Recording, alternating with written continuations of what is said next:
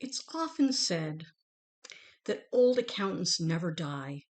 They just lose their balance. Well, by the end of this video, you're going to understand why that old accounting joke is funny. Welcome to Accounting How To. I'm your host, Carolyn Grimm. That's my sidekick, Terrence. We're here to put the fun in accounting fundamentals. Now, way back in the day, when I was just a young cub accountant, and I first heard the term trial balance, I had no idea what that meant.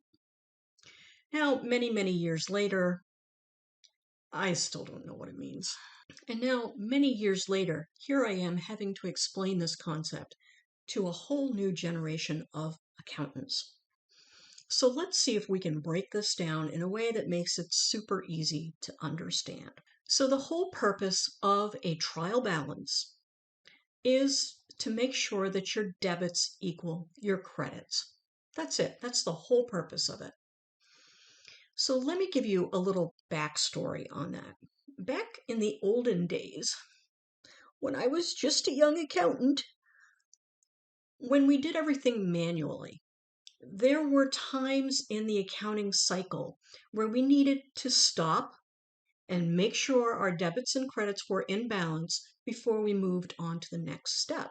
And here's how that looked. So we did all of our regular journal entries, our debits and credits to cash and accounts receivable and sales and all those different accounts. So we do all of our regular journal entries.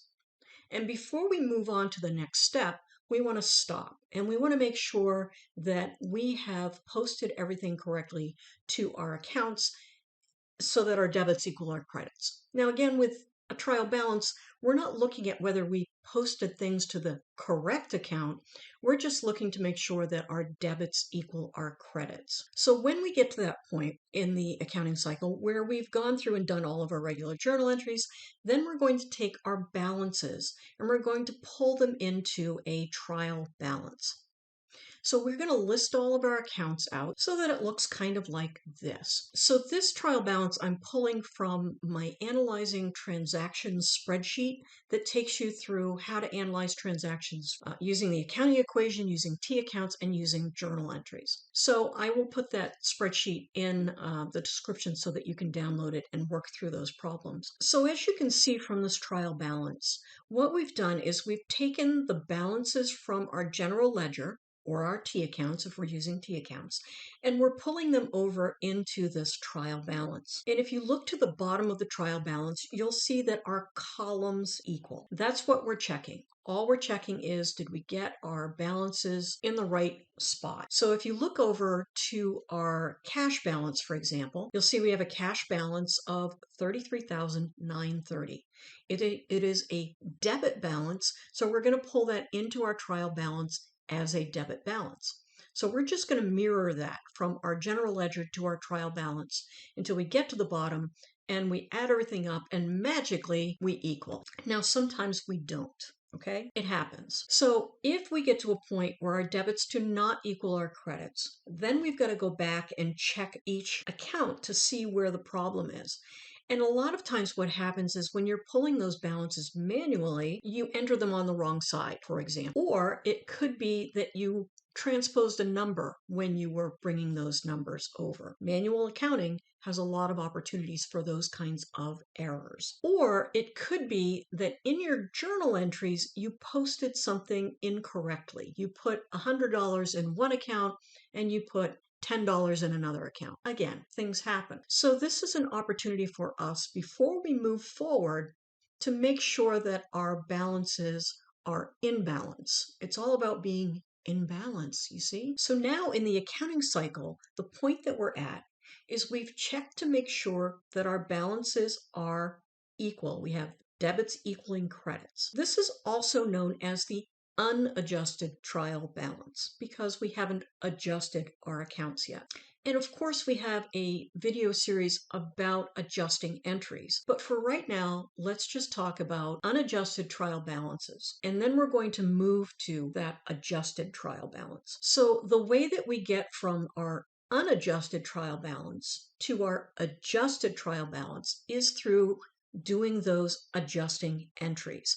And these are the entries that we need to do to make sure that we are accounting for things like unearned revenue now being earned revenue, or we're accounting for depreciation expense for our big assets like buildings and vehicles. So once we have done our adjusting entries, we now post those to our accounts, just like we did with all of our other regular journal entries. Once we've updated the balances in the accounts, now we're going to do what's called the adjusted trial balance.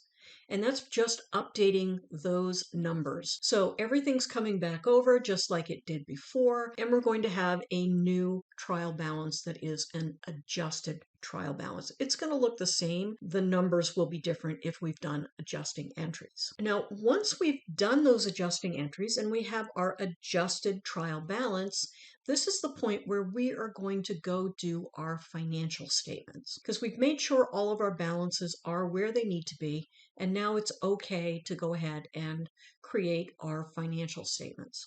Now, once we do our financial statements, we still have a couple of steps to go in the accounting cycle. And the next piece of it is that we need to do something called closing entries. When we do our closing entries, and again, there's a video for that, right? Because that's what I do. I do the video, you do the watching, you get smart. It's awesome. Love it. So when we do our closing entries, we're going to do the same thing that we did with our regular entries and with our adjusting entries. We're going to post them to our accounts, and then we're going to do a final trial balance, and this is called the post-closing trial balance. So this is going to update those accounts again. So what the balance is at the end of the month is the balance for the beginning of the next month, right? So we're going to have our cash balance, we're going to have our accounts receivable balance, we're going to have our equity balances. They're all coming in to the new month. Once we do our post-closing trial balance, that is the end of the accounting cycle for this month, and now we start all over again for the new month. So for trial balances, we have those 3 moments in time where we are checking to make sure that our debits equal our credits. And that happens after we do our regular journal entries, our adjusting journal entries, and our closing journal entries. Now, how does this translate to the real world where we really don't do manual accounting anymore? Well, the good news is that if you're using a software program, it will not allow you to save a journal entry if it is not in balance. So your debits are always going to equal your credits. So trial balances they're not quite as useful as they would have been back in the olden days, but they are used by accountants to look at the balances, to see if there is anything that needs to be adjusted, to see if there's anything that looks out of place. It's a really nice tabular form to look at all of your account balances in one place. So that's really helpful. That's something that we use regularly. So when we take our trial balance and we look at it and we say we need to make some adjustments, we still do journal entries to make those adjustments.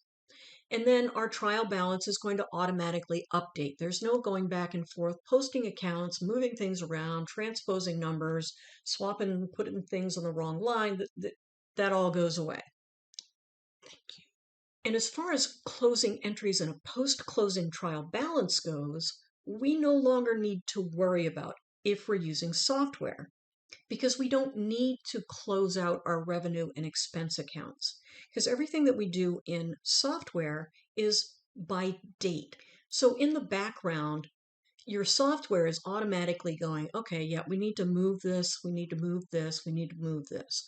We don't have to worry about closing entries. So that's all going to go away. So in your software, any report that you want to run is all going to be based on dates. And you've got a lot of great things going on in the background that are taking care of some of the old school posting to accounts and trial balances, and all of those things go away. But it's important to understand what's going on in the background, especially if you are a business owner or a bookkeeper who's setting up the books for a company.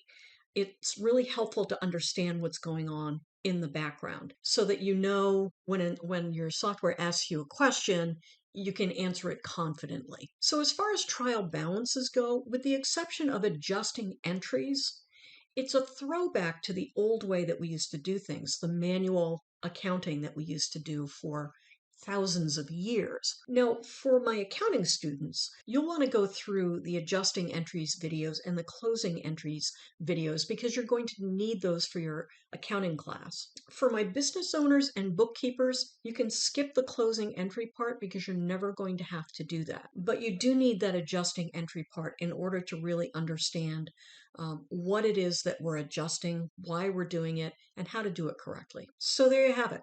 Trial balance is explained, what you need to know, what you don't need to know, depending on which path you're on. And so until next time, my friends, try to stay balanced. See what I did there? Trial, balance. Yeah, I know. It's hilarious. You'll get it later. It's fine.